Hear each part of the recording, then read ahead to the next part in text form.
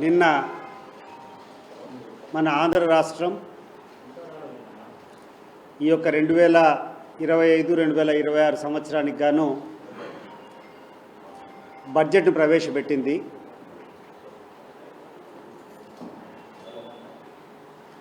రాష్ట్రంలో ఉన్నటువంటి ప్రజలు, రాష్ట్రంలో ఉన్నటువంటి ప్రతి ఒక్కరు కూడా ఈ యొక్క బడ్జెట్ పట్ల ఎంతో ఆసక్తిగా చూస్తూ ఉంటారు. ఇటీవలే ఎన్నికలు జరిగాయి 2024లో. ఆ ఎన్నికల ముందు అధికారంలోకి వస్తే ఏ రకంగా ప్రజలకు మేలు చేస్తాం, ఏ అంశాలకు ప్రాధాన్యత ఉంటుంది అనేటువంటి విషయాలపైన ఎన్నికల ముందు వివిధ పార్టీలు వాళ్ళ యొక్క పార్టీ మేనిఫెస్టోను కానీ లేకుండా అంటే వాళ్ళు ఇచ్చేటువంటి హామీలు కానీ ప్రజలకు చెప్పడం జరుగుతుంది. ఈ యొక్క హామీలు కానీ వీళ్ళు ఇచ్చినటువంటి విధానాలకు కానీ అమలు కావాలంటే డబ్బులు కావాలా. ఆ డబ్బులను ఏ రకంగా కేటాయిస్తాం, ఏ రకంగా ఏ స్కీమ్స్ చేస్తామనేటువంటి ఆ ప్లానింగ్నే బడ్జెట్ అంటాం. దాంట్లో ఏ పథకానికి ఎంతెంత డబ్బులు కేటాయిస్తామనేది ప్రధాన అంశం. మరి నిన్న ప్రవేశపెట్టేటువంటి బడ్జెట్ చూస్తే చంద్రబాబు నాయుడు గారు ఇచ్చినటువంటి హామీలకు, చంద్రబాబు నాయుడు గారు చెప్పినటువంటి ప్రజలకు ఇచ్చినటువంటి మేనిఫెస్టోకు ఈరోజు నిధులు ఏ రకంగా కేటాయించారనేది మనం అందరం కూడా ఒకసారి ఆలోచన చేయాలి.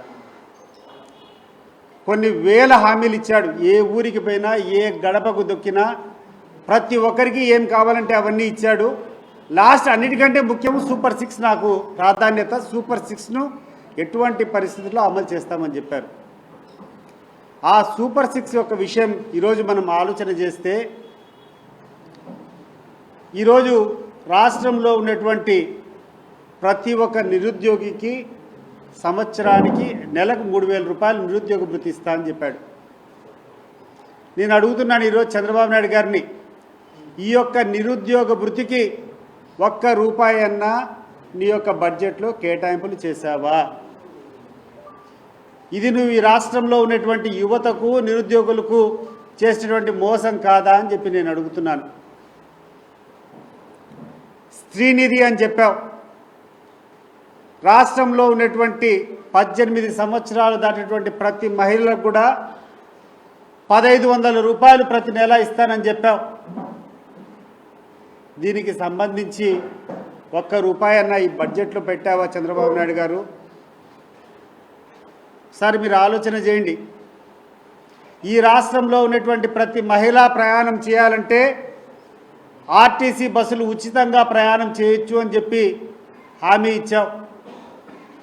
మరి ఈరోజు ఏమైనా దానికి సంబంధించి 1 రూపాయి అన్నా కేటాయింపు ఉందా అని చెప్పి నేను అడుగుతున్నాను. తల్లికి వందనం స్కీమ్ కోసం ఈరోజు ఆరాకొరా నిధులు కేటాయించినావు. నాకు తెలిసినంత వరకు దాదాపు 12,000 చిల్లర కోట్లు దీనికి అవసరమైతే నువ్వు 9,000 కోట్లు మాత్రమే ఈరోజు దీనికి కేటాయించినావు. అది అమలవుతుందో లేదో తెలీదు. ఆ 9,000 కోట్లను కూడా పూర్తిగా సద్వినియోగం చేస్తావో లేదో కూడా తెలీదు. ఎందుకంటే పోయిన బడ్జెట్లో మీరు అలాట్ చేసింటి అన్నీ పూర్తిగా డబ్బులు ఖర్చు పెట్టారా? ఒకసారి ఆలోచన చేయండి. ఈ 2024-2025లో మీరు కేటాయించిన డబ్బులు కూడా పూర్తిగా ఖర్చు పెట్టలేదు. దీపం పథకం అంటే ఈ యొక్క మహిళలకందరికీ కూడా 3 గ్యాస్ సిలిండర్లు ఉచితమని చెప్పి నువ్వు చెప్పావు. నేను సవాల్ విసురుతున్నాను ఈ తెలుగుదేశం కూటమి ప్రభుత్వానికి. మీకు ధైర్యం ఉందా? గ్రామాలకు వచ్చి మీరు ఎదుర్కొంటారా ప్రజలను? కనీసం 60% మందికి మించి ఈ యొక్క పథకం అందడం లేదు. నేను మా ఊర్లో ఎంక్వైరీ చేశా.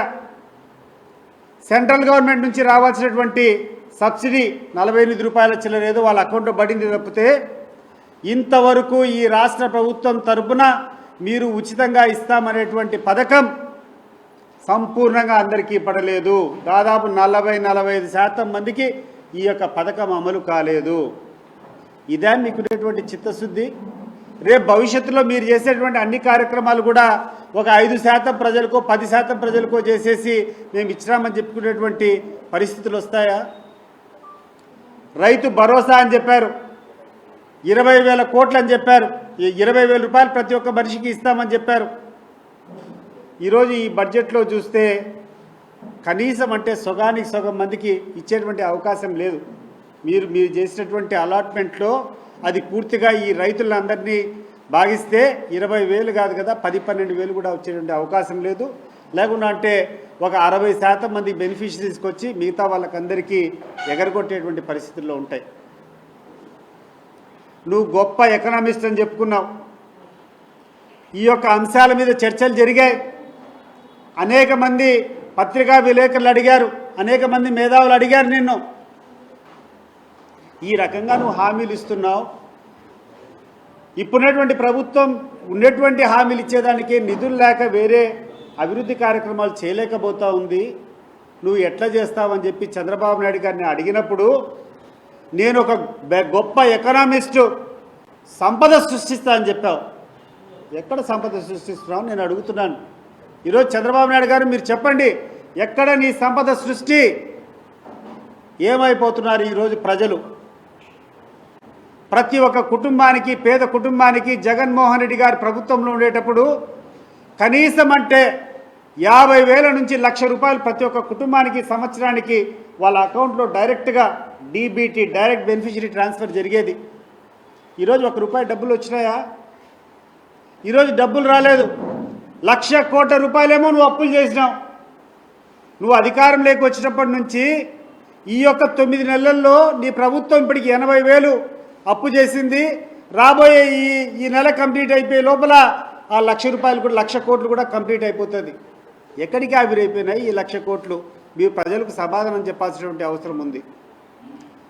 అనేక సందర్భాల్లో నువ్వు చెప్పేటువంటి అబద్ధాల్లో ఈ రాష్ట్రంలో అన్ని ధరలు నియంత్రించాలా, ధరలు తగ్గాలంటే ప్రధానంగా డీజిల్, పెట్రోల్ పైన ఉన్నటువంటి సుంకం తగ్గాలా అని చెప్పి అనేక సభలో నువ్వు ఊకదాటిగా మాట్లాడావు. 9 నెలలు అయిపోయింది అధికారంలోకి వచ్చి.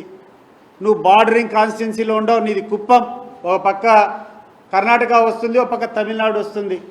మరి తమిళనాడులో పెట్రోల్ రేట్ ఎంత ఉంది, కర్ణాటకలో పెట్రోల్ రేట్ ఎంత ఉంది?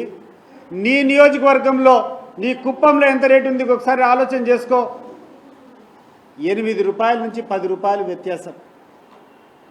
నువ్వు కూర్చొని మాట్లాడావు ఆ రోజు, జగన్మోహన్ రెడ్డి గారు అన్యాయం చేస్తున్నారు, అధిక పన్నులు వేస్తున్నారని చెప్పి తగ్గిస్తానని చెప్పావు. మరి ఎక్కడ తగ్గించినావని చెప్పి నేను అడుగుతున్నాను మిమ్మల్ని.